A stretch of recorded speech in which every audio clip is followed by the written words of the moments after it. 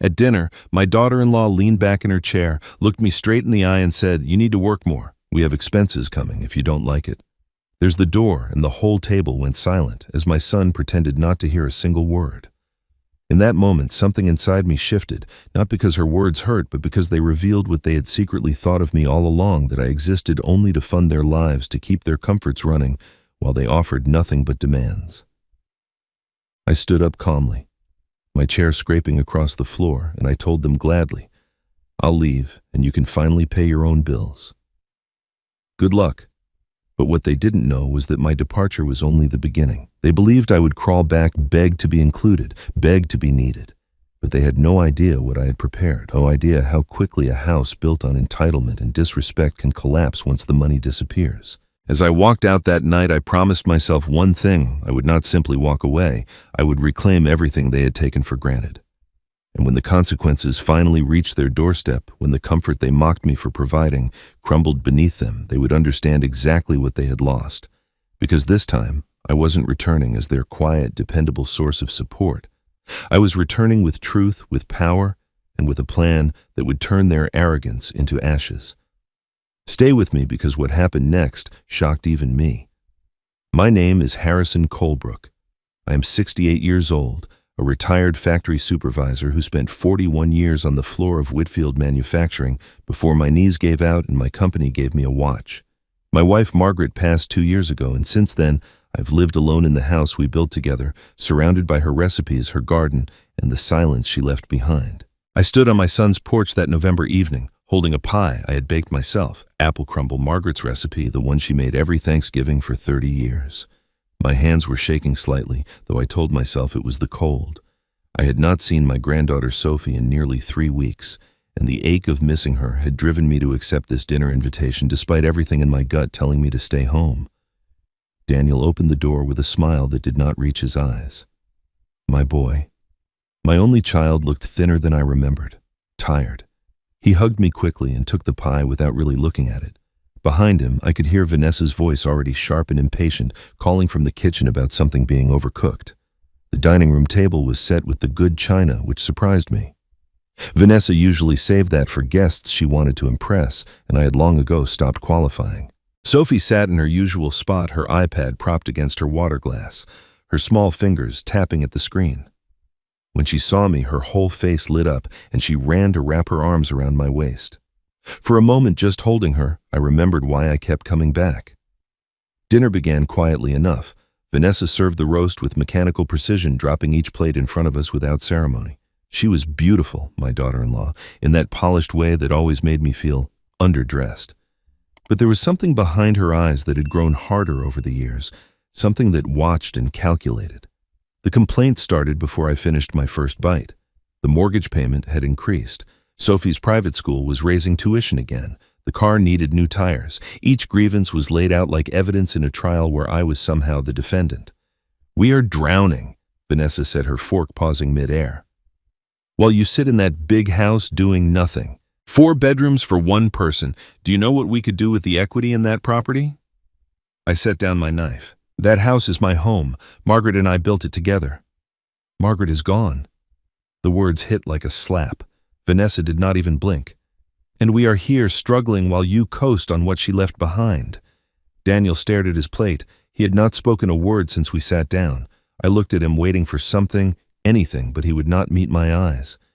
"You need to work more," Vanessa continued, her voice dropping to something cold and final, "or contribute more. If you do not like it, then leave." The silence that followed was absolute. I could hear the clock ticking in the hallway, the soft hum of the refrigerator in the kitchen. Sophie had stopped tapping her iPad. She sat frozen, watching us with wide, frightened eyes. Daniel finally spoke, barely above a whisper. "I'm sorry, Dad." I did not understand what he was apologizing for. Not then. I thought perhaps he was sorry for Vanessa's cruelty, for his own silence. I did not know he was apologizing for something much worse. I stood slowly, my chair scraping against the hardwood floor. I looked at my son, at the woman he had married, at the table where I was no longer welcome, and I felt something I had not felt in years: clarity. "Gladly," I said, my voice steadier than I expected. "And you can finally pay your own bills." I walked toward the door without looking back. As I passed the stairs, I saw Sophie sitting on the bottom step, her iPad clutched to her chest, the red recording light blinking softly. She always did that, my little Sophie, always recording her drawings, her stories, her world. I didn't know then how important that habit would become. The cold hit me as I stepped outside. November in Virginia carries a particular kind of chill, the kind that settles into your bones and stays. I walked to my car, Margaret's voice echoing in my memory. She used to say it all the time, especially near the end, "I will take care of you, Harrison, even when I'm gone." I always thought she meant the house, the memories, the love she left behind. I didn't know she meant something more. As I drove away from my son's house that night, something broke inside me, something that had been held together by hope and denial and the desperate wish that family meant safety. That thing shattered, and in its place, a different feeling began to grow. I didn't have a name for it yet, but I would learn. The house was dark when I pulled into the driveway. I had forgotten to leave the porch light on, something Margaret would have never allowed. She always said a dark house looked like nobody cared enough to come home. I sat in the car for a long time, staring at the windows where no light waited, and I understood for the first time what she meant. Inside, the silence pressed against me like something physical. I had grown used to living alone, or so I told myself. But that night the emptiness felt different, heavier. I walked through the hallway without turning on the lights, my feet knowing the path from 40 years of practice. The kitchen still smelled faintly of the apple pie I had baked that afternoon, the one now sitting on Vanessa's counter, probably already thrown away. I ended up in the living room in Margaret's chair. I had not sat there since she died. It was a small thing, cream-colored fabric with roses embroidered on the arms, and it still held the shape of her body in its cushions. I lowered myself into it and felt something give way beside my chest. Not breaking this time, more like releasing. I do not know how long I sat there before I made the decision. Maybe an hour, maybe 3. But sometime after midnight, I stood up and walked to our bedroom, to the closet I had not opened in 2 years. Margaret's closet. Her dresses still hung in neat rows, her shoes still lined up on the floor, her scarves still folded on the top shelf. I had not been able to touch any of it. Every time I tried, the grief would rise up and push me back. But that night something was different. Vanessa's words echoed in my head. "Margaret is gone," said so casually, so coldly, as if my wife's life meant nothing, as if 43 years of marriage could be dismissed over a dinner roast. I needed to feel close to Margaret again. I needed to remember who I was before I became the burden everyone seemed to think I was. I started with the winter coats in the back. Margaret had kept everything organized in her careful way. Behind the heavy wool coat she wore to church every Christmas, I found a shoebox I did not recognize. Inside, beneath old photographs and a dried corsage from some long-ago dance, there was an envelope. The handwriting on the front made my breath catch. "For Harrison, when you need strength." My hands were shaking as I opened it. The letter inside was dated 3 months before Margaret died, when she was already sick, but still fighting, still planning, still protecting me in ways I never knew. "My dearest Harrison," she wrote, "if you are reading this, something has gone wrong. I have watched our daughter-in-law for years now, and I have seen the way she looks at our savings, at our house, at everything we built together. I do not trust her, and I fear what she might do when I am no longer there to watch over you. So I have done something I hope you will forgive me for. I have moved $50,000 into a separate account that only you can access. The details are with my old college friend Linda Park. She is an attorney now, and she promised to help you if you ever need it. I pray you never do, but if you are reading this, then you do. Be strong, my love. I will take care of you even when I'm gone." I read the letter 3 times before the words truly sank in. Margaret had seen something I refused to see. She had prepared for a storm I did not believe would come. And now, sitting on the floor of her closet with her winter coats brushing against my shoulder, I realized the storm had already arrived. The next morning, I drove to First National Bank before they even unlocked the doors. I had barely slept, Margaret's letter tucked into my jacket pocket like a talisman. When the branch manager finally let me in, I asked to see a full accounting of every account and loan attached to my name. The loan officer was a young woman with kind eyes and a nervous habit of clicking her pen. She pulled up my records on her computer, and I watched her expression change. The politeness drained away, replaced by something that looked almost like pity. "Mr. Colebrook," she said slowly, "are you aware that you have an open line of credit for $40,000? I told her that was impossible. I had not opened any line of credit. I had not borrowed money in over 15 years. She turned the screen toward me and showed me the signature on the application. It looked like mine.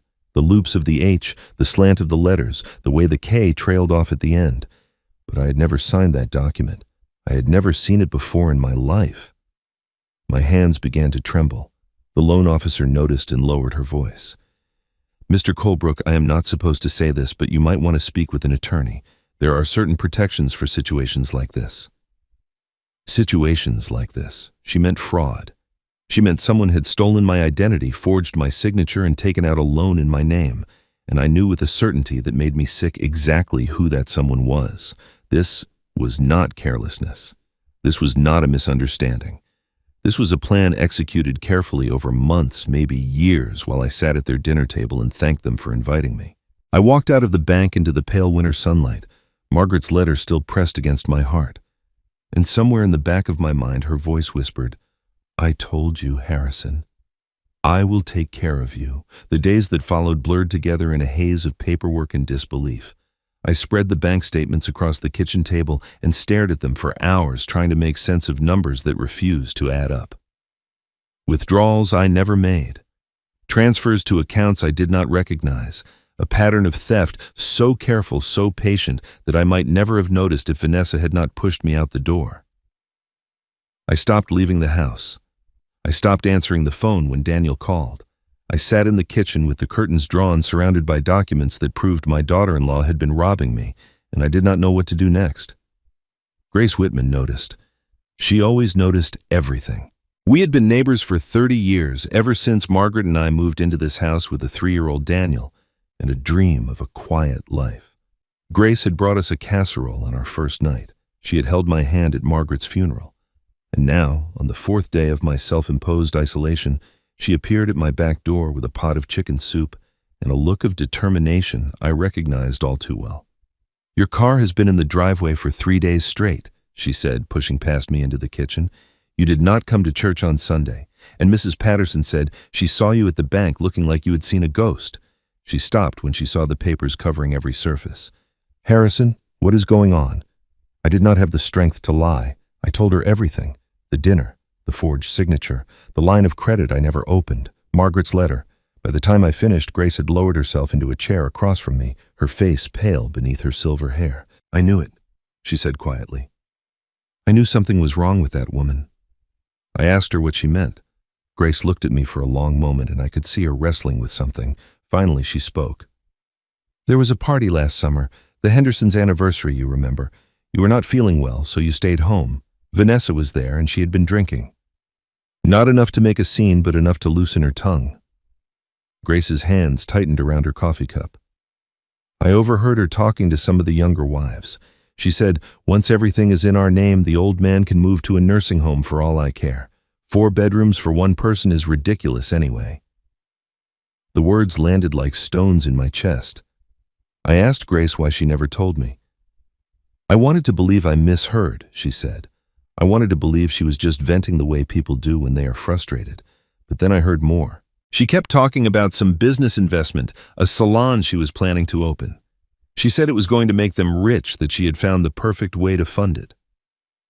Grace met my eyes. "She was talking about you, Harrison. Your money. Your house. I see that now." There was more. Grace hesitated before continuing, and I could tell this part was harder for her to admit. "A few months ago, I saw her at your mailbox. It was early morning before you would normally be awake. I was walking Buster, and I saw her take something from the stack of mail. Not everything, just certain envelopes. She looked around to make sure no one was watching, but she didn't see me behind the hedge." Grace's voice dropped. "I should have told you then. I didn't want to interfere in family business, but I should have said something." I sat in silence, letting the pieces fall into place. The missing bank statements that forced me to go digital, the credit card offers that never seemed to arrive. The careful, methodical way Vanessa had been controlling what information reached me. This was not impulsive. This was not opportunistic. This was calculated theft planned over months or years, executed by someone who smiled at me across the dinner table and called me Dad. "Harrison," Grace said gently, "this is not a family misunderstanding. This is not something you work out over Sunday dinner. This is theft. This is fraud. And you need to do something about it before she takes everything you have." I knew she was right. But knowing and acting are different things. My son was married to this woman. My granddaughter called her mother. Grace seemed to read my thoughts. She leaned forward and asked the question I had been avoiding since the night I walked out of that house. "Do you trust her with Daniel's life, with Sophie's future?" I did not answer. I could not answer. But the silence spoke for itself. Grace left an hour later after making me promise to eat the soup and call her if I needed anything. I sat alone in the kitchen as the winter sun faded, surrounded by evidence of betrayal, paralyzed by the weight of what I now knew. Then I remembered. Margaret's letter. I pulled it from my jacket pocket and read it again, more carefully this time. At the very bottom, below her signature, below her final words of love, there was a phone number I had overlooked before. Next to it, in Margaret's careful handwriting, Linda Park, attorney at law. My wife had given me a weapon. Now I had to decide if I was ready to use it. 1 week passed before I found the courage to act. 7 days of reading Margaret's letter over and over, of staring at the phone number she had left me, of arguing with myself about whether I was making something out of nothing. But the bank statements did not lie. The forged signature did not lie. And Grace's words echoed in my mind every time I tried to convince myself that maybe there was an innocent explanation. On Monday morning, I drove to First National Bank and asked to speak with someone about my accounts. The same young loan officer recognized me and brought me to a private office without being asked. I think she knew why I was there. I told her I wanted to cancel all automatic transfers from my checking account. She pulled up my records and showed me the list. There it was, plain as day, $2,500 transferred on the first of every month to an account held jointly by Daniel and Vanessa Colebrook. I had set it up years ago, back when Daniel was struggling to establish his career and Vanessa was pregnant with Sophie. Help with expenses, I told myself, just until they got on their feet. That was 8 years ago. They had never gotten off my payroll. The loan officer asked if I was certain. I told her I had never been more certain of anything in my life. She clicked a few buttons, printed a confirmation, and just like that, the cord was cut. $2,500 a month that would now stay in my account instead of funding whatever scheme my daughter-in-law was running. It felt like the first real breath I had taken in years. The call came less than 2 hours later. I was sitting in the kitchen eating a sandwich I did not taste when my phone rang with Vanessa's name on the screen. I considered not answering, but something in me wanted to hear what she would say, wanted to understand just how deep her entitlement ran. Her voice was fire wrapped in ice. "What do you think you are doing?" I told her I had made some changes to my banking arrangements. "You do not get to do that." Each word was clipped, precise, dangerous. "We need that money. Do you understand? We have built our entire budget around what you provide. Sophie's school, our mortgage, everything." I let the silence stretch before I answered. "Taking care of me, that is what you called it at dinner. You said I owed you for taking care of me." I kept my voice calm, even though my heart was pounding. "When exactly did that happen, Vanessa? When did you take care of me? Was it when you told me to leave? Was it when you said Margaret was gone like it meant nothing?" She did not miss a beat. "You are confused, Harrison. That is what this is. You are getting older and you are not thinking clearly." Her tone shifted, becoming almost sweet, almost concerned. "People might start to wonder if you can take care of yourself, if you can manage your own affairs. You would not want anyone to get the wrong idea, would you?" The threat was unmistakable. She was suggesting that I was losing my mind, that my decisions could not be trusted, that perhaps someone else should be making them for me. I recognized the setup even as she laid it out. This was not a worried daughter-in-law. This was a warning. I told her not to call me again unless she was ready to have an honest conversation. Then I hung up before she could respond. The house fell silent again, but it was a different kind of silence now. Not empty. Charged. I had drawn a line, and I knew Vanessa would not let it stand. That evening, my phone buzzed with a text from Daniel. I had not heard from him since the dinner, not directly. Just Vanessa, always. Vanessa speaking for both of them, as if my son had lost his own voice. The message was short. Dad, please, just give her what she wants. It is easier for everyone. I read it 3 times looking for something beneath the words. An apology, an explanation, some sign that my son was still in there, still capable of standing up for himself or for me. But there was nothing. Just surrender dressed up as advice. And then I understood. Daniel was not just weak, he was afraid. Afraid of his own wife, afraid of what she might do if he challenged her, afraid of the life he had built crumbling around him. He was not asking me to back down because it was right. He was asking because he could not imagine any other way to survive. I did not sleep well that night. I lay in the darkness and listened to the old house settling around me. Margaret's absence filling every corner. I thought about calling Linda Park. I thought about calling Grace. I thought about getting in my car and driving away from all of it. But morning came as it always does, and with it came the next blow. I found the envelope taped to my front door when I went out to get the newspaper. Plain white, no return address, my name written in block letters. Inside was a single document, official-looking, stamped with legal language I did not fully understand, but I understood enough. The header read, "Notice to vacate 30 days. Someone was trying to take my home." I stood in my doorway for a long time, reading the notice over and over, as if the words might rearrange themselves into something that made sense. The document claimed I owed 14 months of back rent on the property. Rent. On a house that Margaret and I paid off 15 years ago with 23 years of mortgage payments and every spare dollar we could save. There was no landlord. There was no lease. This house belonged to me free and clear and had for longer than Sophie had been alive. But the document looked official. It had a case number and a filing date and a signature from someone claiming to be a county clerk. There was a seal embossed in the corner that caught the morning light. Everything about it screamed legitimacy, and yet I knew in my bones it was a lie. I just could not prove it yet. I went inside and called Daniel. The phone rang 4 times before he answered, and when he did, his voice carried that nervous edge I was beginning to recognize as his default state. "Dad, I was going to call you."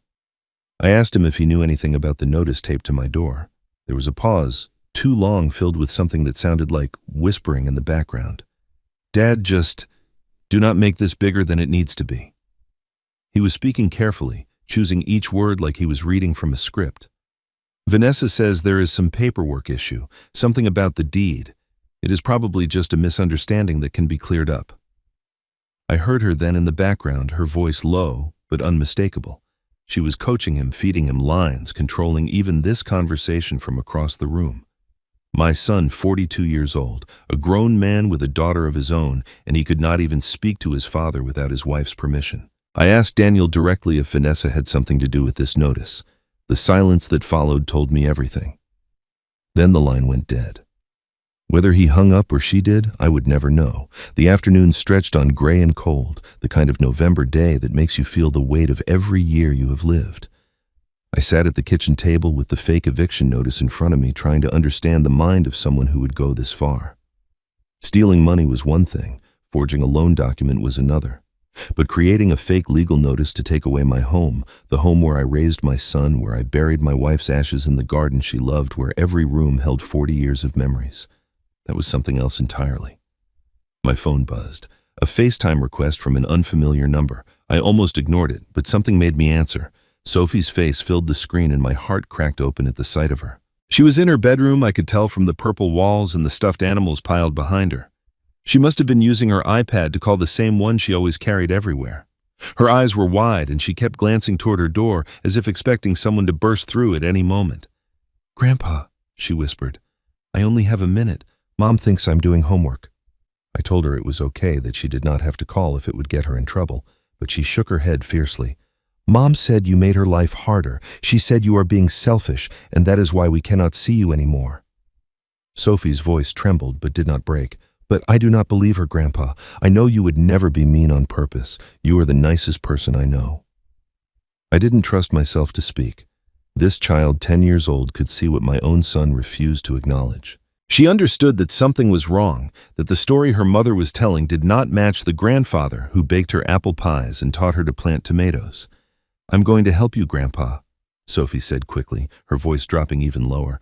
"I promise. I do not know how yet, but I'm going to figure something out. I am—" The call cut off mid-sentence. For a moment I saw the screen jostle, heard Vanessa's sharp voice demanding to know who Sophie was talking to, and then nothing. Just my own reflection in the dark glass. I set the phone down and looked at the eviction notice still lying on the table. This was not just greed anymore. Vanessa was willing to forge legal documents. She was willing to manipulate my granddaughter to poison a child's mind against her own grandfather.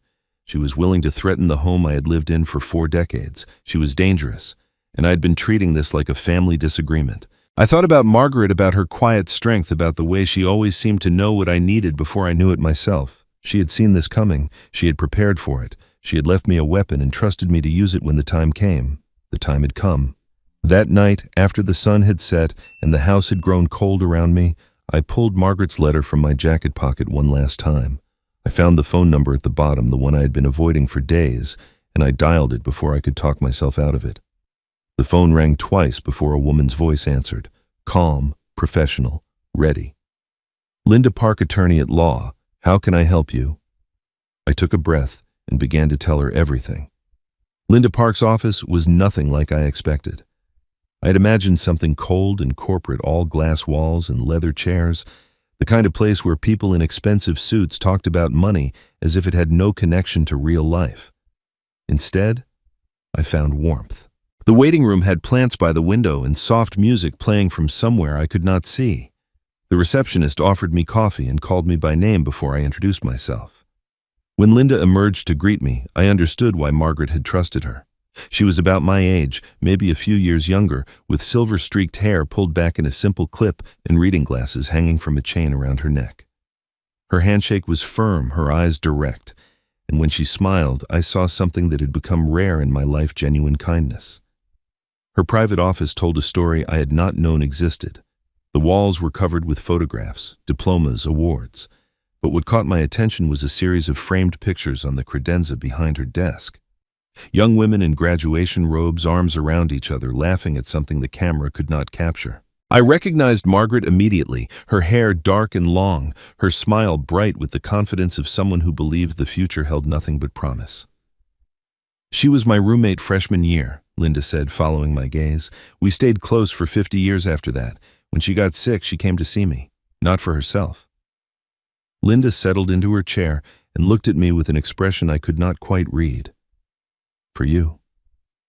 I didn't know what to say. Margaret had never mentioned these visits, never told me she was making plans for a future she would not live to see. I had thought I knew everything about my wife. I was learning how wrong I had been.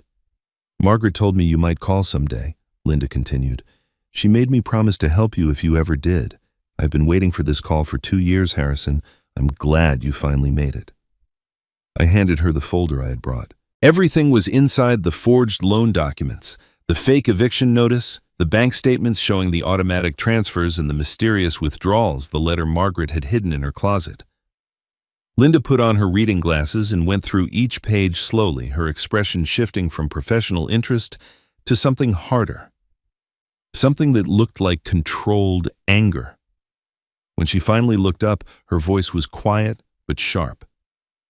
This is elder financial abuse, Harrison. It is a felony in every state in this country. What your daughter-in-law has done, she could face prison time, real prison time. Do you understand that? I told her I was beginning to. Linda reached into her desk drawer and pulled out a file I had not seen before. Inside was paperwork for a bank account I did not recognize, held at an institution across town. My name was on it, along with Margaret's, but I had never signed anything, never made a deposit, never knew it existed. Margaret set this up 3 years ago, Linda explained. $50,000 moved gradually from your joint accounts in small amounts that would not attract attention. She told me she was worried about how Vanessa looked at your finances, worried about what might happen after she was gone. She wanted you to have a war chest, her words money, that no one else could touch. $50,000. My wife had been building a fortress around me while I thought she was simply fading away. There was more. Linda showed me a notarized statement Margaret had written describing specific incidents that had concerned her, times when Vanessa asked pointed questions about their savings, common sense about the house being too big for 2 people. A conversation Margaret overheard where Vanessa told Daniel they needed to plan for the future in a way that made Margaret's skin crawl. Your wife was a remarkable woman, Linda said. She saw this coming years before it happened, and she made sure you would have the tools to fight back. Linda outlined the strategy. First, we would gather more evidence, every text message, every voicemail, every document that showed Vanessa's pattern of theft and deception. Then we would pursue civil recovery for the money she had stolen. And depending on what we found, we might refer the case for criminal prosecution. But I need to warn you, Linda said, leaning forward. Vanessa will not go quietly. When she realizes you are fighting back, she will escalate. People like her always do. She will try to turn Daniel against you completely. She might try to use Sophie as leverage. She could make accusations about your mental state, your ability to care for yourself. Linda paused. She will fight dirty when cornered. Are you ready for that? I thought about the fake eviction notice, the forged signatures, the way she had poisoned my granddaughter against me, the look on Daniel's face every time he failed to stand up and speak. I told Linda I was ready. She nodded slowly as if she had expected that answer, but before I could say anything else, she opened another file on her desk, one I had not noticed before. Her expression changed again. Curiosity mixed with concern. There is something else, she said. Something I found when I started looking into your daughter-in-law's financial history. She turned the file toward me. Did you know Vanessa is connected to a business called Bella Vita Salon? The name meant nothing to me. Bella Vita Salon. I told Linda I had never heard of it, that Vanessa had never mentioned any business plans in my presence. But even as I spoke, I remembered Grace's words from days earlier. She kept talking about some business investment, a salon she was planning to open. She said it was going to make them rich. Linda spread the documents across her desk like pieces of a puzzle she had already solved. The business registration was dated 6 months ago, filed with the state under Vanessa's maiden name, Reed. The salon was located in a strip mall across town, a place I had driven past 100 times without ever noticing. But what caught my attention was the initial deposit listed on the banking documents, $35,000 transferred from an account that bore my name. This is the same forged signature, Linda said, pointing to the transfer authorization. The same handwriting pattern, the same slight inconsistencies that appear on the line of credit documents. She has been using your identity to fund this entire operation. I stared at the papers, trying to reconcile the numbers with the woman I thought I knew. Vanessa had sat at my dinner table for 8 years. She had held my hand at Margaret's funeral. She had smiled at me every Christmas morning while Sophie opened presents.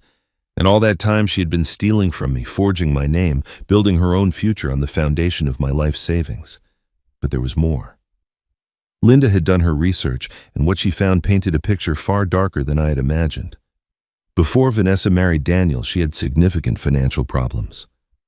Linda pulled out another set of documents, credit reports, and court filings that told a story of desperation. Credit card debt totaling nearly $40,000, a failed business, some kind of online boutique that went under within a year, and these. She pointed to a series of transactions. Gambling losses, not huge amounts individually, but consistent, monthly withdrawals to several casinos over a period of 3 years. I felt something cold settle in my stomach. Daniel had never mentioned any of this. I wondered if he even knew. When she married your son, Vanessa was drowning in debt, Linda continued. The credit cards were in collections. The failed business had left her with outstanding vendor payments. And the gambling never stopped, just got smaller and more hidden. She looked at me with something like sympathy. She did not marry Daniel for love, Harrison. She married him for access to your family, access to your savings, access to a future she could not build on her own. The betrayal cut deeper than I expected. I had welcomed this woman into my home. I had trusted her with my son, with my granddaughter, with the legacy Margaret and I had spent a lifetime building, and she had been planning to rob me from the very beginning. Linda was not finished. She opened another file, this one containing tax documents I did not recognize. This is where it gets serious, she said. Vanessa listed the $35,000 transfer as a personal loan from you, a business expense for the salon. But she never reported it properly to the IRS. She claimed it as startup capital with no repayment terms, no interest, no documentation of any actual loan agreement. Linda's voice hardened. That is not just elder abuse anymore, Harrison. That is potential tax fraud. And the IRS takes tax fraud very seriously. I thought about all the Sunday dinners, All the birthday parties, all the times I had written checks and handed over cash because my son said they were struggling because I wanted to help, because I believed family took care of family. And behind every smile, every thank you, every hug from Sophie Vanessa had been calculating how much more she could take. She was never going to stop, I said quietly. It was not a question. No, Linda agreed. People like Vanessa do not stop until someone stops them. The debts would have grown. The schemes would have gotten bigger. Eventually, she would have taken the house, taken everything, and convinced Daniel it was all for the best. She paused. Margaret saw it. That is why she came to me. That is why she prepared. I looked at the photograph on Linda's credenza. Margaret at 20, young and full of hope, standing beside the woman who is now helping me fight for my life. My wife had reached across time to protect me. She had seen what I refused to see and built a wall against it anyway. If we pursue this, Linda said quietly, Vanessa could lose far more than money. She could lose her business. She could lose custody of Sophie. Depending on what the IRS finds, she could lose her freedom. Linda let the words settle. But I need to know you are prepared for what that means. Daniel will be caught in the middle. This will tear your family apart in ways that may never heal. I thought about my son trapped in a marriage to a woman who had lied to him since the day they met. I thought about Sophie growing up in a house built on stolen money and whispered manipulation. I thought about Margaret, who had loved me enough to plan for a war she would never live to see. I looked at her photograph one last time, and I made my decision.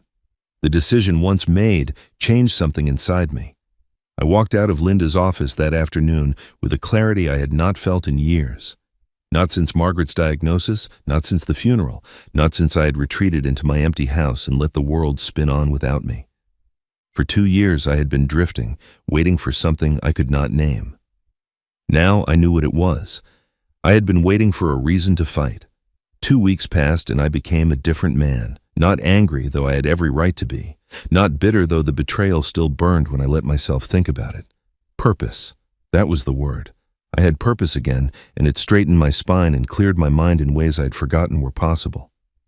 Linda had given me instructions, and I followed them precisely.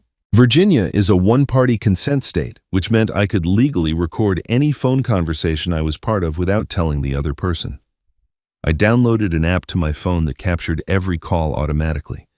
I created folders on my computer for screenshots of text messages. I kept a journal dated and detailed of every interaction with Vanessa or Daniel. Evidence, Linda called it. Ammunition for the battle ahead. Vanessa did not disappoint. She called constantly in those first days after I stopped the money transfers, her tactics shifting like weather patterns.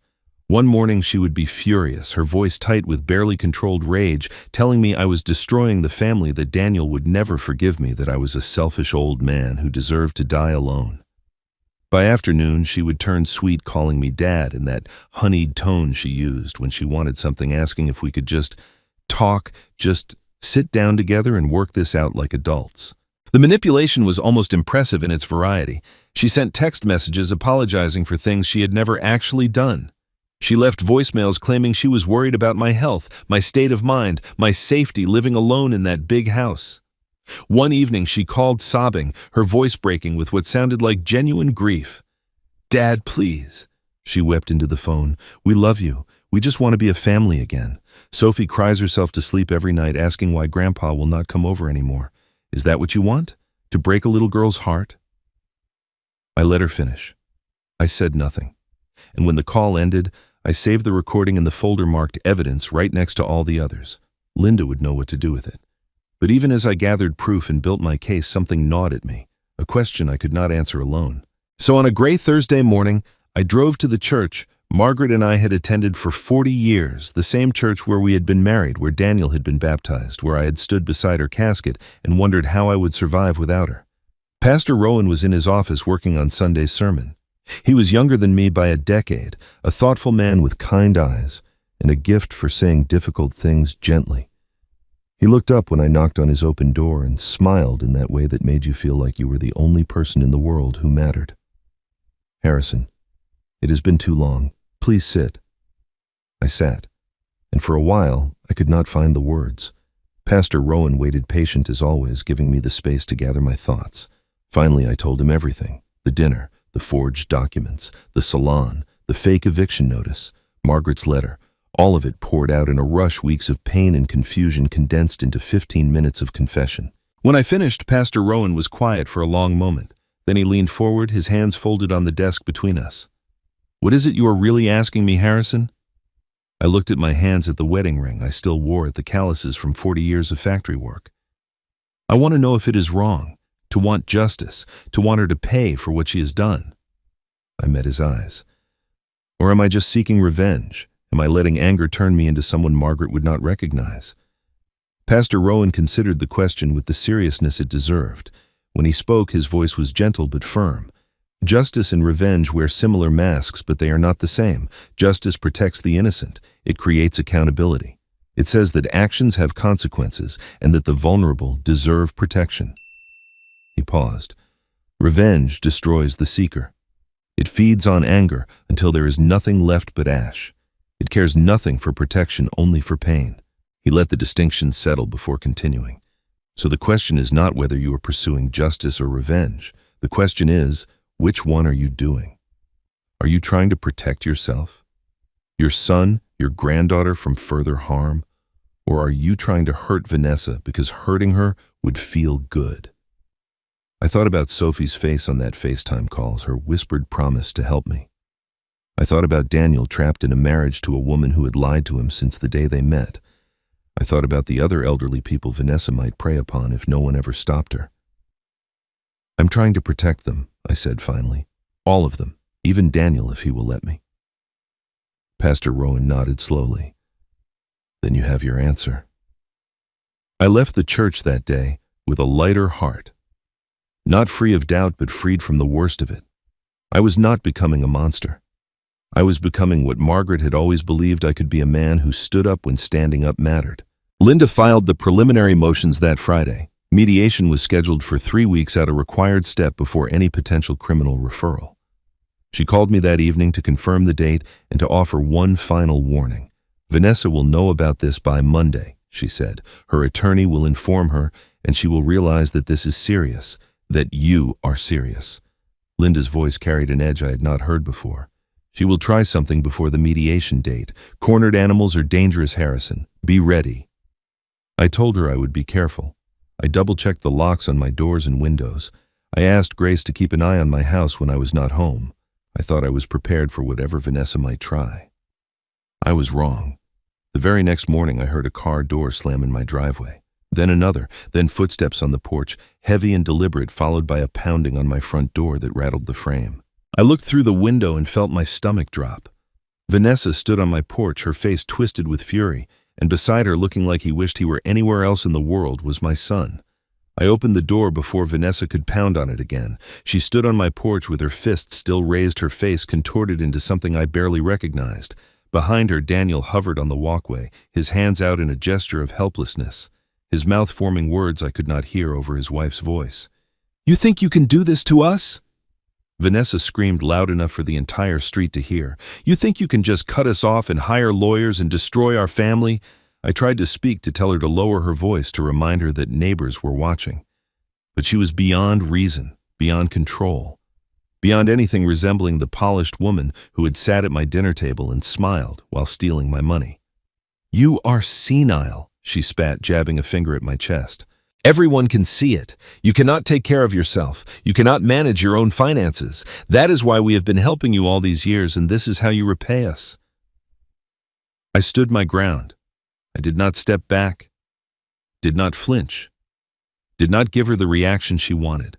Behind her, I could see their car parked in my driveway and in the back seat. Sophie's small face pressed against the window. She was watching everything, her eyes wide with a fear no child should know. "You are a leech," Vanessa continued, her voice rising even higher. "A burden on this family. Do you know what we have sacrificed for you? The money, the time, the energy, and now you want to take us to court.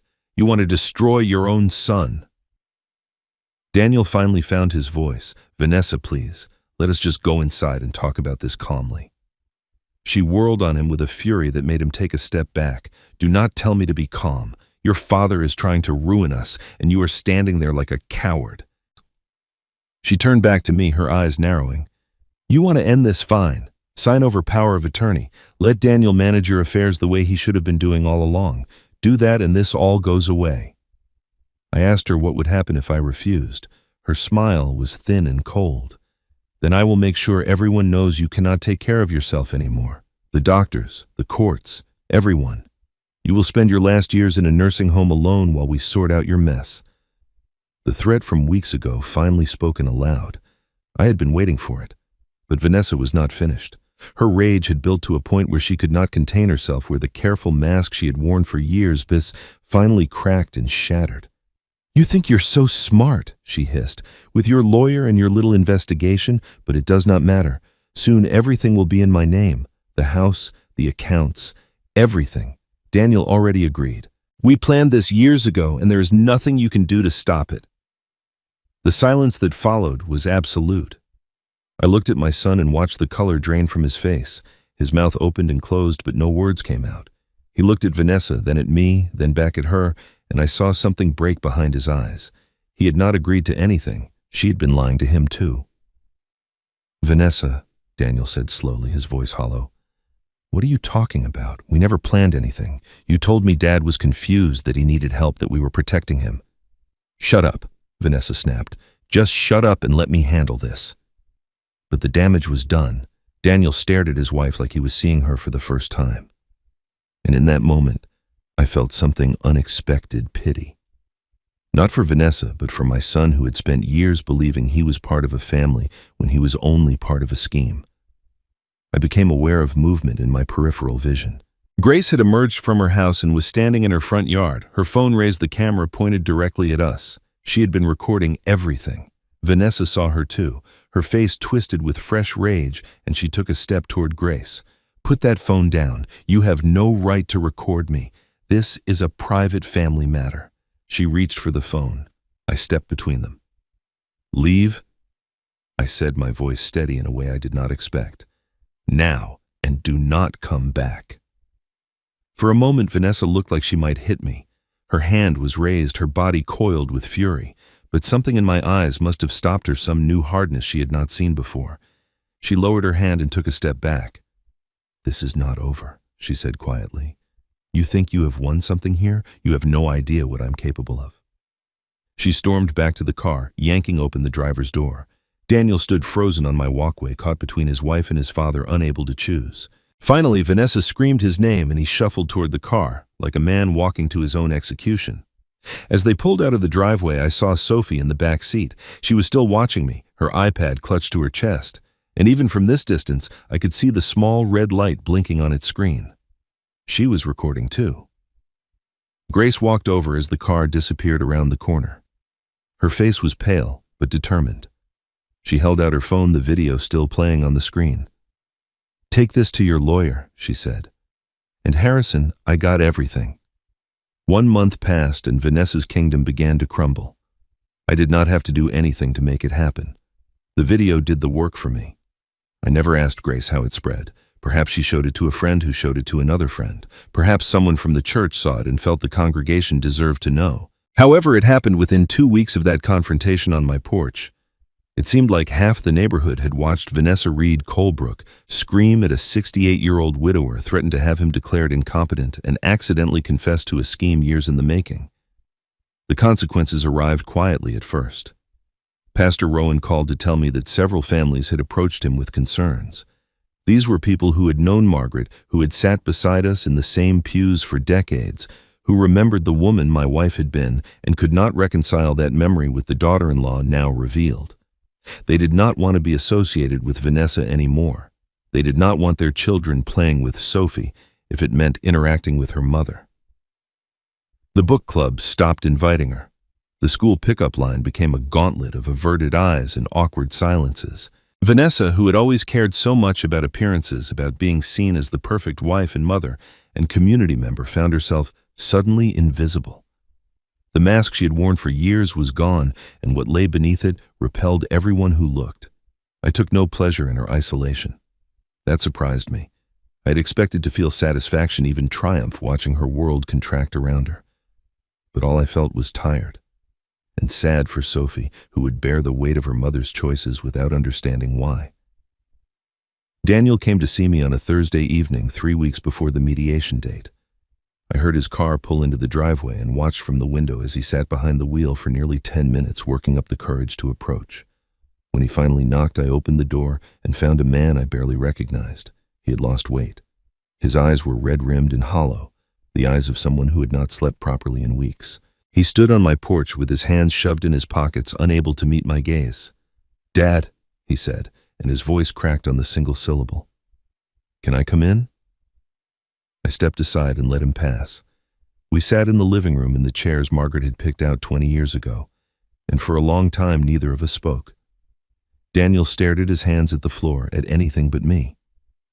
"I do not know what to believe anymore," he finally said. "She told me you were losing your mind. She said the money was your idea, that you wanted to help with the salon, that you were confused about what you had agreed to." He looked up at me, and I saw the boy I had raised, lost and frightened and desperate for someone to tell him the truth. But after what I saw on the porch, after what she said about everything being in her name, I do not know Dad. I just do not know. He broke then. The tears came without warning, years of suppressed doubt and fear and guilt pouring out in great heaving sobs. My son sat in my living room and cried like he had not cried since he was a child, and I watched him without moving. I wanted to embrace him. The instinct was still there, buried beneath the hurt, the urge to comfort my boy the way I had when he scraped his knees or failed a test or lost his first girlfriend. But the trust between us was broken. He had stood silent while his wife attacked me. He had believed her lies over his own father's word. Forgiveness might come eventually, but it would not come today. "I'm not going to tell you what to believe," I said quietly. "You have spent years listening to Vanessa's version of the truth. Now you need to see the evidence for yourself." I paused, letting the words land. "The mediation is in 3 weeks. Come, sit in that room, look at the documents, and then decide what you believe." Daniel wiped his eyes and nodded slowly. He left without another word, and I watched his taillights disappear into the night. 2 days later, my phone buzzed with a FaceTime request. Sophie's face appeared on the screen, pale and serious, her voice barely above a whisper. "Grandpa, I can only talk for a minute. Mommy thinks I'm asleep." I asked her if she was okay. "I hear Mommy talking to herself at night," Sophie said. "She walks around the kitchen and talks like someone is there but no one is. She sounds scared, Grandpa, really scared." She paused. "I think something bad is going to happen." I told her to stay safe, to keep her head down and not do anything that might make her mother angry. I told her I loved her and that everything would be okay, even though I was not sure I believed it. What I did not know, what I could not have guessed, was that Sophie had already decided to help me in her own way, and she had been preparing something for weeks. The mediation date arrived on a cold December morning. Linda and I sat on one side of the conference table waiting. Vanessa entered with her attorney, her face composed into a mask of wounded dignity. She took her seat and waited for Daniel to join her. But Daniel walked past his wife without a glance. He crossed the room and pulled out the chair beside me. For the first time in years, my son chose to sit beside his father instead of his wife. The mediation room was smaller than I expected. A long table dominated the space, surrounded by leather chairs and bare walls. There were no windows. The overhead lights hummed faintly, casting everything in a harsh fluorescent glow that made everyone look slightly ill. Linda and I had arrived first. We sat on one side of the table, our own documents arranged in neat stacks, our strategy reviewed a dozen times. I felt calm in a way that surprised me. Whatever happened in this room, I had already won something important. My son had chosen to stand beside me, after everything that meant more than I could express. Vanessa entered with her attorney, a thin man in an expensive suit who looked like he would rather be anywhere else. She wore a tailored dress and pearls, her hair perfectly styled, her makeup flawless. She looked like a woman attending a charity luncheon, not a legal proceeding that could determine her future. The confidence radiated from her in waves so thick it seemed to change the air in the room. She carried a folder marked "Evidence" in bold black letters. She set it on the table with a deliberate thud and smiled at me, the kind of smile that said she had already won. The mediator, a gray-haired woman named Patricia, called the session to order and outlined the process. Both sides would present their positions. Documentation would be reviewed. The goal was to reach a mutually agreeable resolution before any formal legal action proceeded. Vanessa's attorney spoke first, laying out her defense in measured tones. There had been misunderstandings. Family tensions had escalated beyond reason. His client was a devoted wife and mother who had only ever tried to help her aging father-in-law manage his affairs during a difficult time. Then Vanessa opened her folder. "This is a power of attorney," she announced, sliding a document across the table. "Signed by Harrison Colebrook 3 years ago, granting me authority to manage his financial affairs. Everything I have done was completely legal, authorized by this document." I looked at the paper. The signature at the bottom looked exactly like mine. The date was from the year before Margaret died. According to this document, I had voluntarily given Vanessa control of my money at a time when I was still sharp, still healthy, still fully capable of managing my own life. But I had never signed it. I had never seen it before this moment. Linda spoke calmly. "May I examine the document?" She studied it for less than a minute before looking up at the mediator. "This is a forgery, and I can prove it." Linda opened her own folder and produced 2 items. The first was a birthday card I had sent Daniel 4 years ago, the inside signed with my name and a brief message. The second was an enlarged photograph of the signature on Vanessa's power of attorney. "The signatures are identical," Linda said. "Not similar. Identical. The same slight wobble in the H, the same ink density throughout. This signature was not written. It was scanned from this card and digitally inserted onto the document." The mediator leaned forward, studying both items. Her expression shifted from neutral to concerned. "There is more," Linda continued. "The notary stamp on this document belongs to a woman named Eleanor Fitch. Ms. Fitch passed away 7 months before the date on this power of attorney. She could not have notarized anything from her grave." The room fell silent. Vanessa's attorney closed his eyes briefly, the look of a man realizing his client had lied to him. Vanessa's smile had frozen on her face, cracking at the edges. Then Daniel stood, every head turned toward him. He was shaking his hands, gripping the edge of the table as if it were the only thing keeping him upright. Tears streamed down his face, and when he spoke, his voice broke on every word. "I knew." The 2 words hung in the air like a bomb waiting to detonate. "I knew she was taking Dad's money. I saw the statements. I saw the transfers. I told myself it was for the family, that we needed it, that Dad would want to help." He looked at me, and I saw the full weight of his guilt in his eyes. "I was too scared to stop her, too scared to lose my marriage, too scared to lose Sophie. I'm sorry, Dad. I'm so sorry." Vanessa erupted. She launched herself from her chair, screaming at Daniel with a fury that stripped away every pretense of composure. "You coward! You pathetic, spineless coward! After everything I have done for you, this is how you repay me. You would be nothing without me. Nothing." The mediator's voice cut through the chaos. "Mrs. Colebrook, sit down immediately, or you will be removed from this proceeding." Vanessa's attorney grabbed her arm and pulled her back into her seat. She was still shaking with rage, her perfectly applied makeup beginning to smear with tears she could not control. Patricia turned to me, her expression grave. The recording device on the table had captured everything. "Mr. Colebrook," she said quietly, "given what has been presented here today, what resolution do you seek?" I looked at Daniel, still standing, still crying, finally free of the lies he had been carrying for years. I looked at Vanessa. Her mask shattered her schemes, exposed her power. Gone. I thought about Sophie waiting at home, wondering what was happening to her family. "I do not want revenge," I said. "I want the truth on the record. I want full restitution of every dollar that was taken from me, and I want my granddaughter safe." The mediator's ruling came down 3 days later. Vanessa was ordered to begin immediate repayment of all misappropriated funds, starting with the $40,000 line of credit and the $35,000 transferred to her salon.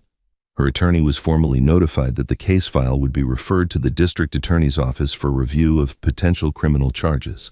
The power of attorney document was declared fraudulent and entered into evidence. For one brief moment, I allowed myself to believe it was over. I should have known better. Linda had warned me from the beginning. Cornered animals are dangerous. And Vanessa, stripped of her schemes and her secrets and her control over my son, was more cornered than she had ever been. The knock came on a Tuesday afternoon, 6 weeks after the mediation. I opened the door expecting grace or perhaps a delivery. Instead, I found a woman in her 40s with a county badge clipped to her jacket and a clipboard in her hands. "Mr. Harrison Colebrook," she asked. I confirmed that I was.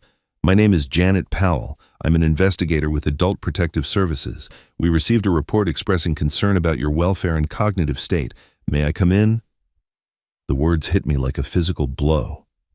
Adult Protective Services, cognitive state, everything Vanessa had threatened, every nightmare she had whispered into my ear about nursing homes and incompetence and dying alone, was suddenly standing on my doorstep with a clipboard and an official badge. I let her in because I had no choice. Refusing would only make me look like I had something to hide. We sat in the living room and Janet Powell began asking questions. Did I know what day it was? Did I know who the current president was? Could I describe my daily routine? Did I have trouble remembering to take medications or pay bills? I answered everything calmly, even as my heart pounded against my ribs. This was my greatest fear, made real. Not death, not poverty, not even losing my family. The fear that someone would look at my age and decide I could no longer be trusted with my own life. That everything I had built, everything Margaret and I had worked for, would be stripped away because a woman with a grudge had filed a piece of paper. But I was not unprepared. Linda had anticipated this move weeks ago. We had discussed it, planned for it, gathered the weapons we would need. I called Grace first. She came over immediately and sat with Janet Powell for nearly an hour, describing our daily interactions, the projects we worked on together, the conversations we had about books and politics and neighborhood gossip. She painted a picture of a man who was engaged, alert, and fully capable of managing his own affairs. Pastor Rowan arrived next. He spoke of my involvement in the church community, the committees I served on, the volunteer work I had resumed in recent months. He described our theological discussions, the questions I asked during Bible study, the way I remembered details from sermons weeks after they were delivered. Finally, I produced the document Linda had insisted I obtain, a comprehensive cognitive assessment from my physician dated just 2 weeks prior. The results were unambiguous. No signs of dementia, no memory impairment, no indication of any condition that would compromise my ability to live independently or manage my finances. Janet Powell reviewed everything with the careful attention of someone who had seen too many false reports to take anything at face value. When she finished, she set down her clipboard and looked at me with something that might have been respect. Mr. Colebrook, I'm going to close this case. There is no evidence to support the claims made in the report. She paused. I should tell you that the nature of this report, combined with the timing and the ongoing legal situation you described, suggests it may have been filed with retaliatory intent. Filing a false report with Adult Protective Services is a misdemeanor in this state. Another charge. Another crime added to Vanessa's growing list.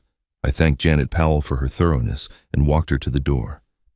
When she was gone, I sat in Margaret's chair and let the relief wash over me. I had faced my deepest fear and survived. Vanessa had thrown everything she had at me, and I was still standing, still in my home, still in control of my own life. 2 weeks later, on a Saturday morning bright with winter sunlight, I heard a car pull into my driveway.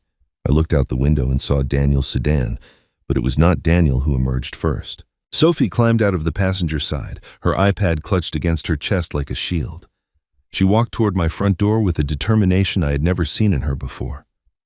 Daniel followed, his face a mixture of exhaustion and something else. Hope, maybe, or fear of what was about to happen. I opened the door before they could knock. Sophie looked up at me with those serious eyes, so much older than her 10 years, and I saw that she had been carrying something heavy for a long time. Something she was finally ready to release. "Grandpa," she said softly, "I have something you need to hear." I brought them inside without a word. Sophie walked ahead of me, her small shoulders squared with a resolve that seemed impossible for a 10-year-old to carry. Daniel followed behind, his eyes, red and swollen, his movements those of a man who had not slept in days. We gathered in the living room in the same chairs where Daniel had broken down weeks earlier, and Sophie sat on the edge of the couch with her iPad balanced on her knees. "I have been recording things," she said quietly, "for a long time. Since before the dinner when Mommy yelled at you." She looked up at me, and I saw something in her eyes that broke my heart. A child forced to grow up too fast to see too much, to carry burdens that should never have been hers. I did not know what I was looking for. I just knew something was wrong, and then 3 weeks ago I heard Mommy talking. She unlocked the iPad and navigated to an audio file. Her finger hovered over the play button. "I was supposed to be asleep," Sophie continued, "but I heard her in the kitchen, She was on the phone with someone. I do not know who. I opened my door just a little bit and held up my iPad. She looked at Daniel, then back at me. I'm sorry I did not tell you sooner. I was scared. But you need to hear this. She pressed play. The recording was slightly muffled, captured through a cracked bedroom door in the middle of the night. But Vanessa's voice was unmistakable. Clear and cold and dripping with a contempt I had never heard so nakedly expressed. When that old man finally dies, everything will be ours. The house, the accounts, all of it. Daniel is too stupid to notice anything. He just does whatever I tell him. Always has, always will. There was a pause, a response from whoever was on the other end that the recording did not capture. Then Vanessa spoke again, and her words landed like stones in my chest. He should have died instead of Margaret. At least she had some value. He is just a burden sitting in that house wasting money we could be using. But it will not be much longer. One way or another, I will have everything. The recording ended. The silence that followed was absolute. I sat very still, letting the words sink in. He should have died instead of Margaret, my daughter-in-law, the woman who had smiled at me across countless dinner tables, who had kissed my cheek on Christmas mornings, who had stood beside me at my wife's funeral, and squeezed my hand in what I thought was sympathy. She had wished me dead. She had been waiting for me to die so she could take everything I had built. I expected to cry. I expected rage or devastation or some overwhelming flood of emotion that would match the magnitude of what I had just heard. But nothing came. I was beyond tears. I had passed through so much pain in the past months that this final betrayal simply settled into me like sediment at the bottom of a river. It was there. It was true. And I would carry it. But it would not break me. I looked at Sophie, this brave, impossible child who had understood what the adults around her could not see, who had gathered evidence like a tiny detective waiting for the right moment to reveal what she had found, who had risked her mother's wrath to protect her grandfather. I knelt in front of her and took her hands in mine. They were so small, so fragile, and yet she had done what grown men could not. You did good, sweetheart, I said, my voice steady. You did so good.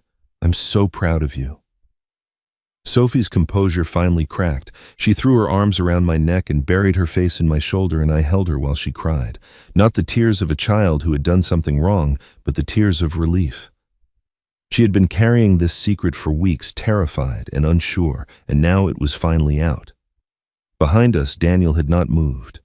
I turned to look at my son and found him frozen in his chair, his face ashen, his hands trembling. The recording had done what nothing else could. It had shattered the last fragile thread connecting him to his wife. She wished you dead, Daniel whispered. She called me stupid. She said... He could not finish. His voice broke and he covered his face with his hands. The woman he had married, the mother of his child. She had been planning his father's death like a business transaction, and she had considered Daniel nothing more than a useful fool. Every year of their marriage, every moment of their life together was now revealed as a lie built on contempt. Daniel looked up at me, and I saw the decision form in his eyes before he spoke. I'm filing for separation, he said. Tomorrow. Sophie is coming with me. I will not let her grow up in that house listening to that poison, learning that this is what love looks like. He stood unsteady but resolute. I should have done this years ago. I should have believed you. I should have protected you. You're doing it now, I said. That is what matters. I called Linda that afternoon and played her the recording over the phone. She listened in silence, and when it ended, she spoke carefully. This may not be admissible in criminal court. Virginia has complex consent laws, and Sophie is a minor who recorded without knowledge or permission. She paused. But for family court, this is devastating. Any judge who hears this will see exactly who Vanessa is. And more importantly, Daniel has finally seen it too. Her grip on him is broken. That recording did not just capture evidence, it freed your son. I thanked her and was about to hang up when she stopped me. There is one more thing, Linda said. The IRS finished their investigation into the salon and the fraudulent business filings. They found enough to proceed. Her voice carried a weight that made me sit up straighter. The court date is set. 4 weeks from now, Harrison. This is almost over. 4 months had passed since the dinner that started everything. 4 months since Vanessa told me to leave or contribute more. 4 months since I walked into the cold November night and felt something break inside me. Now I sat in a courtroom in downtown Richmond, watching that broken thing finally become whole again. The room was smaller than I expected, nothing like the grand halls of justice I had seen in movies. Wooden benches, fluorescent lights, a judge's bench that looked more worn than imposing. The American flag hung limply in the corner. Everything about the space suggested routine, as if the drama of human lives was processed here like paperwork at the DMV. But there was nothing routine about today. Vanessa sat at the defendant's table, her posture rigid, her hands clasped tightly in her lap. She wore a plain gray dress I had never seen before, nothing like the designer outfits she used to favor. The woman beside her was a public defender, young and overworked, assigned to the case after Vanessa could no longer afford private representation. Her accounts had been frozen pending restitution. The salon had been seized. The kingdom she had built on stolen money had crumbled to dust. I sat in the gallery with Linda on one side and Daniel on the other. Grace had wanted to come, but I asked her to stay with Sophie instead. This was not something a child needed to witness, no matter how brave she had been. The judge entered and we all rose. She was a stern woman in her 60s with silver hair and reading glasses perched on her nose. She reviewed the file in front of her for what felt like an eternity before looking up at Vanessa. The defendant is charged with elder financial abuse, a felony under Virginia Code. Forgery, also a felony. Filing a false report with Adult Protective Services, a Class 1 misdemeanor. The judge paused, turning a page. Additionally, federal charges have been filed for tax fraud related to unreported income and fraudulent business expenses. These charges have been consolidated for sentencing purposes. The words hung in the air, each one a nail in the coffin of the life Vanessa had tried to steal. I watched her face as the charges were read. She did not flinch, did not react, but something behind her eyes flickered and died. The prosecution presented its case with methodical precision. The forged loan documents, the fake power of attorney with the dead notary's stamp, the fabricated eviction notice, the APS report filed in retaliation after the mediation, the tax records showing money laundered through a salon built on stolen funds. Each piece of evidence was entered into the record, each lie exposed under the harsh courtroom lights. Then came the witnesses. Grace, steady and unshakable, describing what she had seen and heard over the years. The bank officer explaining the forged signatures and unauthorized transfers. The APES investigator confirming that her report had found no evidence of cognitive decline and substantial evidence of retaliatory intent. Finally, the prosecution played the recording. Vanessa's own voice filled the courtroom, cold and contemptuous, wishing me dead. Calling Daniel stupid, describing her plans to take everything once I was gone. I watched the judge's face as she listened. It did not change, but something in her eyes hardened into stone. When it was Vanessa's turn to speak, her public defender advised her to remain silent. But Vanessa had never been good at following advice. She stood straightening her dress and addressed the judge directly. "Your Honor, I was trying to help my family. My father-in-law is elderly. He was struggling to manage his finances. I stepped in to help because no one else would." Her voice trembled, whether from genuine emotion or calculated performance, I could not tell. If I made mistakes with the paperwork, it was because I was overwhelmed. If I took money, it was because we needed it to survive. Harrison misunderstood my intentions. This was never about theft. This was about a family trying to stay afloat. The judge listened without expression. When Vanessa finished, there was a long silence. "Mrs. Colebrook," the judge said finally, "the evidence presented in this case is not ambiguous. You didn't make mistakes with paperwork. You forged legal documents. You stole over $75,000 from a vulnerable elderly person.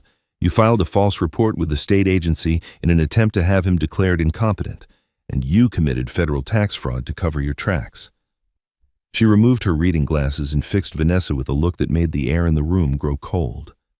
"These are not the actions of someone trying to help their family. These are the actions of a thief." The sentence came down like a hammer.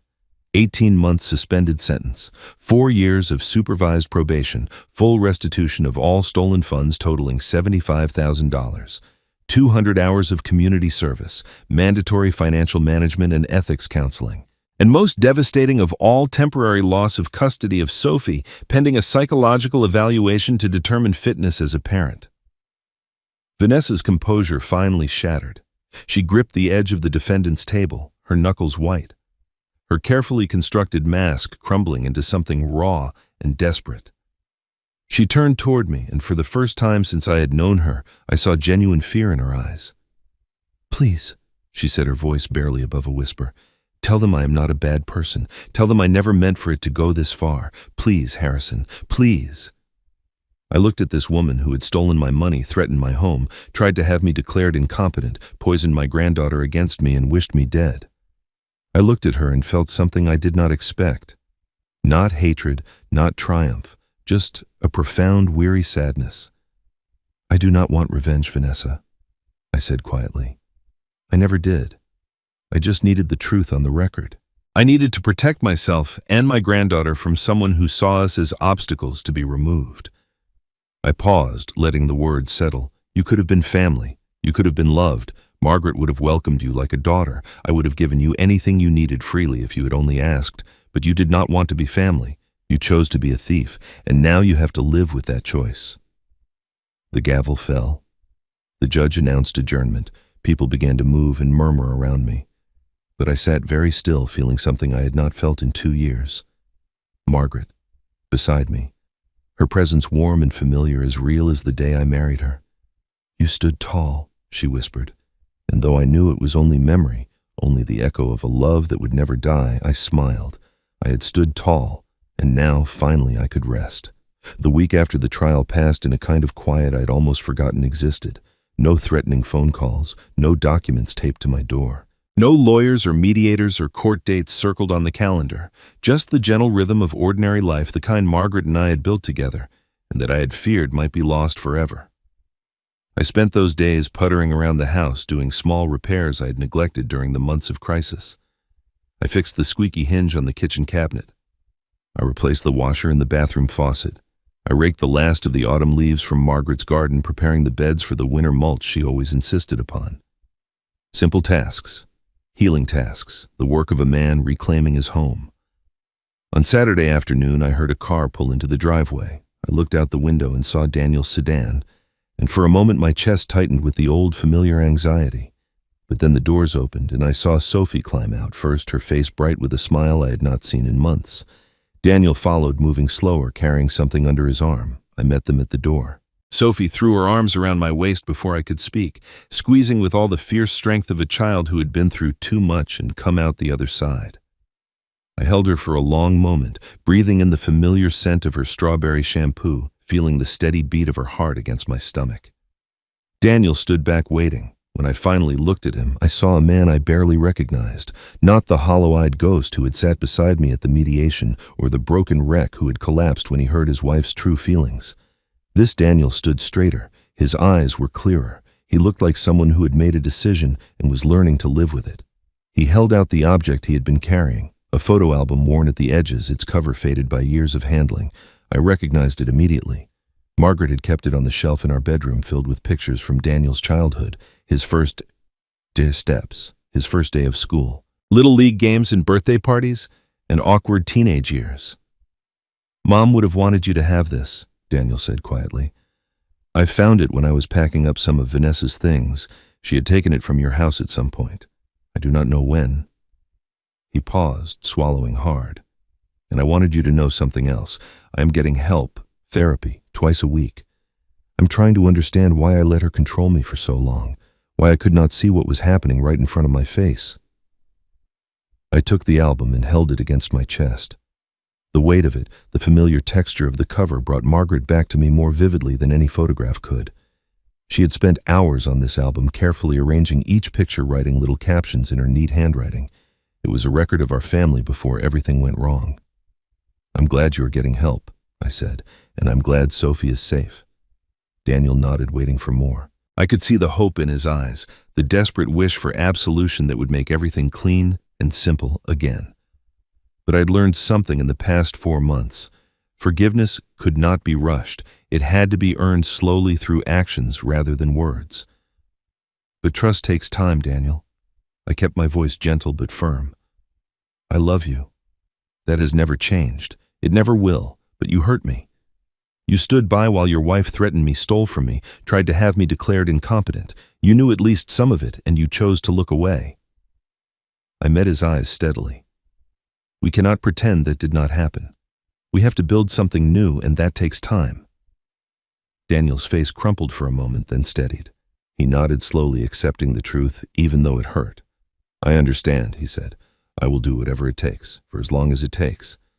We moved to the porch, the three of us settling into the old rocking chairs that Margaret and I had bought the year we moved in. The afternoon sun was warm despite the December chill, and Sophie sat between us, her legs swinging above the floorboards. For a while, we simply existed together, 3 generations damaged by one person's greed, choosing to rebuild rather than remain broken. Sophie pulled out her iPad.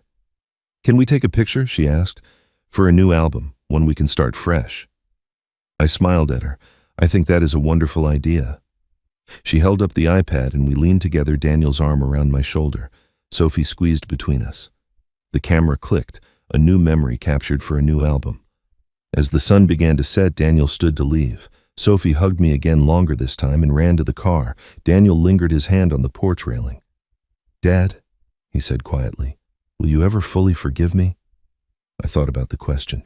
I thought about Margaret, about all the Sunday dinners we had shared, about the baby I had held in my arms 42 years ago, and the man he had become.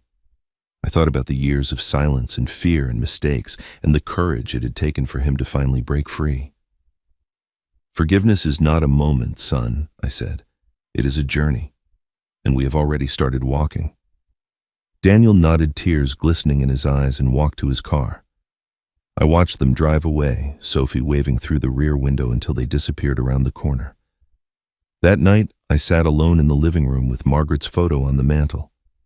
The house was quiet, but not empty. Not anymore. "We raised a good boy, after all," I said softly to her picture. "He just needed time to find himself." 6 months passed, and summer arrived like a blessing I had not known I was waiting for. The garden Margaret planted 20 years ago burst into color, her roses and hydrangeas blooming as if she had never left. I spent my mornings tending those flowers, my afternoons at the community center, and my evenings on the porch, watching the fireflies dance across the lawn.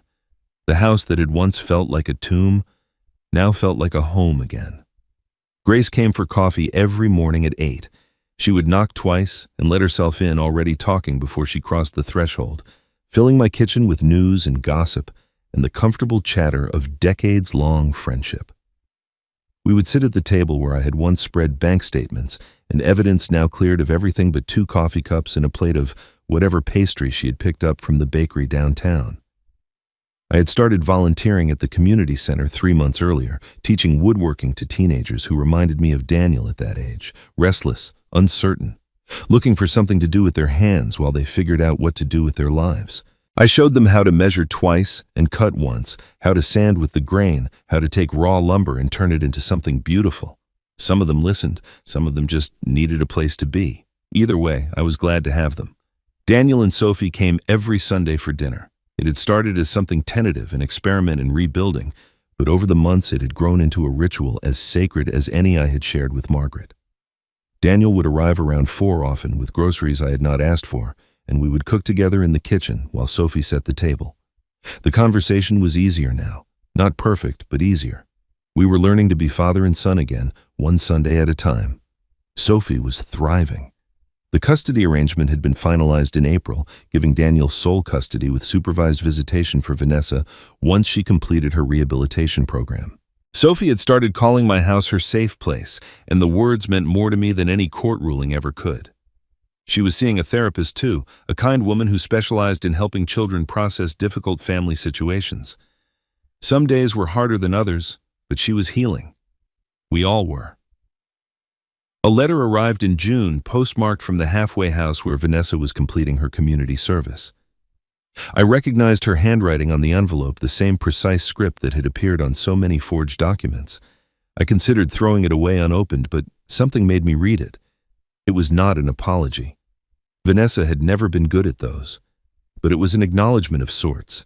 She wrote that she was working on herself, that she understood now why what she had done was wrong, that she hoped someday Sophie might forgive her even if I never could. I read it once, folded it carefully, and put it in a drawer I rarely opened. I didn't need her words. I did not need her redemption. I had my life back, and that was enough. On the last Sunday of July, we gathered for dinner as we always did. The table that had once sat empty now held 4 chairs, mine at the head. Daniel to my right, Sophie to my left, and Grace across from me. The meal was simple: roast chicken, mashed potatoes, green beans from the garden, and for dessert, apple pie made from Margaret's recipe, the same one I had carried to that terrible dinner 8 months ago.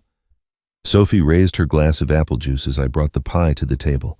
Her face was serious in that way children get when they are about to say something important. "I want to make a toast," she announced. We lifted our glasses and waited. "To family," Sophie said. "The real kind." We laughed. We clinked our glasses together. We ate pie that tasted exactly the way Margaret used to make it, and for a moment she was there with us, filling the room with a warmth that had nothing to do with the summer heat. Later, after Daniel and Sophie had gone home and Grace had returned to her own house, I sat alone in the living room as the last light of day faded through the windows. The empty chair where Margaret used to sit caught my eye, as it always did. But tonight it didn't make me sad. I spoke to her in my heart the way I often did when the house was quiet and the world felt far away. "I finally stood tall," I told her, "the way you always believed I could.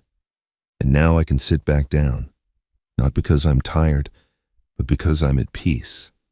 The summer sun set over the house we had built together, painting the walls in shades of gold and amber.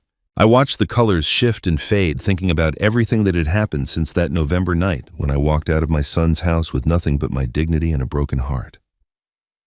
I understood something now that I had not known before. This journey was never about revenge. It was never about punishing Vanessa or proving that I was right. It was about choosing myself finally, after a lifetime of giving everything to everyone else. Margaret had known I would need to make that choice someday. She had prepared for it. And when the moment came, I found the strength she always believed I had. In that choice, I found something I thought I had lost forever. I found freedom. Harrison Colebrook spent his whole life giving to others. He worked 41 years to provide for his family. He welcomed his daughter-in-law into his home with open arms. He sent money every month without being asked, because that is what family does. And in return, Vanessa saw him as nothing more than a bank account waiting to be emptied. But Harrison discovered something powerful in his darkest moment. He discovered that standing up for yourself is not selfish. It is necessary. He learned that justice is not the same as revenge, and that protecting yourself does not mean you have stopped loving the people who hurt you. Most importantly, he learned that it is never too late to choose your own dignity. Margaret knew her husband better than he knew himself. She saw the storm coming and built him an ark. And when Harrison finally climbed aboard, he found the strength to weather everything Vanessa threw at him. This story is a reminder to everyone watching. Your kindness is not weakness. Your generosity is not an invitation to be exploited. And no matter how old you are, no matter how long you have been silent, you always have the right to stand up and say enough. If this story touched your heart, please take a moment to like this video and subscribe to our channel. Share it with someone who needs to hear that they deserve to be treated with respect.